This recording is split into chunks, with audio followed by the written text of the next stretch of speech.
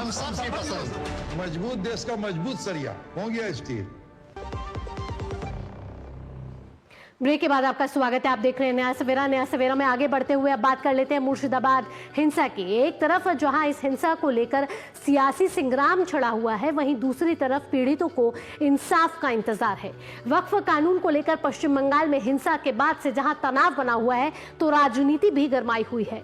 ममता बनर्जी ने इमामों के साथ बैठक की तो ये भी माना कि राज्य में हिंसक घटनाएं हुई है, लेकिन इसके लिए उन्होंने बीजेपी को जिम्मेदार ठहरा दिया। ममता बनर्जी के आरोप पर बीजेपी ने भी जमकर पलटवार किया और इस्तीफे की मांग कर डाली। इस मामले में मारे गए हिंदुओं को लेकर बीजेपी ने कलकत्ता में विधानसभा के बाहर प्रदर्शन भी किया। केंद्रीय मंत्री और पश्चिम बंगाल के भाजपा अध्यक्ष सुकांत मजूमदार मुर्शिदाबाद के हिंसा पीड़ितों और भाजपा नेताओं के साथ कोलकाता में डीजी कार्यालय पहुंचे और विरोध प्रदर्शन दर्ज किया। उन्होंने कहा कि डीजीपी ने पीड़ित परिवारों की बात को गंभीरता से नहीं लेते हुए मुश्किल से महज 10 मिनट से की ही बात की। वहीं भाजपा नेता लॉकेट चटर्जी कह रही हैं कि ममता बनर्जी के पास मुर्शिदाबाद हिंसा पीड़ितों से मिलने तक का समय नहीं है। मुर्शिदाबाद में 12 अप्रैल को हुई हिंसक प्रदर्शनों में 3 लोगों की मौत हो गई थी, जिसमें एक ही परिवार के पिता हरगोविंद दास और बेटे चंदन दास को भीड़ ने कथित तौर पर मार डाला था। इसके बाद से राज्य में सियासत गर्मा गई है।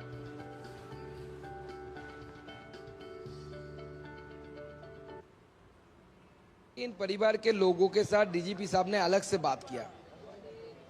ज्यादा देर तक बात नहीं कर पाए, 10 मिनट तक बात नहीं कर पाए, छोड़ देना पड़ा उनको। हमने उनको मौका दिया था कि हम बाहर रहेंगे, आप बात करिए। उन्होंने बात किया, 10 मिनट भी बात नहीं कर पाए 8 लोगों से। क्या हालत है आप सोचिए। ममता बनर्जी आज अपने वोट बैंक को खुश करने के लिए वहां पे जो बोलना था वही बोला। उनका तो ये पॉलिसी है, मुसलमानों को भी बेवकूफ बनाते हैं वो। अब मुसलमानों को समझ में नहीं आता, तो बेवकूफ बनना है तो बेवकूफ बने रहो।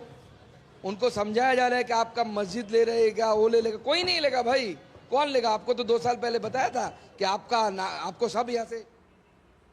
सीधा लिए चलकेंगे आपको मध्य प्रदेश, जहां केंद्रीय गृह मंत्री अमित शाह सीआरपीएफ परेड समारोह में हिस्सा ले रहे।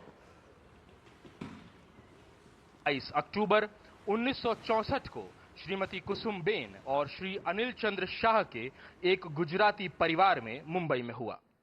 श्री अमित शाह जी सच्चे अर्थों में उदीयमान नए भारत का प्रतिनिधित्व करते हैं। आप जमीनी स्तर से कार्य करते हुए